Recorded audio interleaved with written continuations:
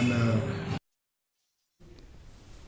Kumbalabu by Ilekshon ka KHASI Hills but Giant Hills Autonomous District Council kan long lasai kesngi kibor badi kmi kila Pynkhlaiñ ya kibor Pahara ban pentik na ya kajing ya ibet ya renti jong kajing tha vote ki polling officer hakasngi palai kilami ben lech shala ki jong ki jaka tha vote na ISBT mauyong kaban kan thop ya palat saulak ngut ki nong tha vote tang hasalong marway ka deputy commissioner ikong RM Kurba ila pentik na bala pha ya news pa khat wait li ki kan ho je ki polling officer na lor ki bor Pahara bala pha shu na ka benta ban khmi ya ka sukasan u SP City ka East KHASI Hills u Dr Dara Azwaghosh ula ong bala pen ithu ya lai pu south li ki jaka thep vote ba donjing ma bat santali ki way pat ba kham donjing ma haringkat ki bor pulit ke jela bat ki kin hun quick reaction ki bandon hakeleng ke district hakajo ke por ki don ru kandai spa lai pu itli ki jaka thep vote ki bla pengat haka thop kerdan P1 bat P2 zone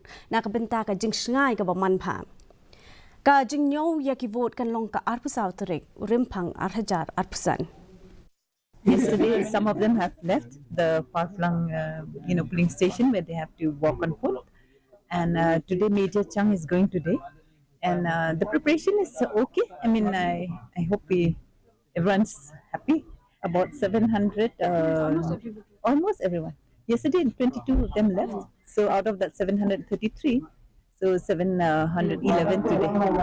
As per the East KHASI Hills are concerned, there are 931 polling stations, and we have divided into P-2 and P-1. Actually, in P-2 yesterday, about 33 polling stations, the polling parties have been deployed. Apart from this, there are 34 vulnerable polling stations and 5 critical polling stations.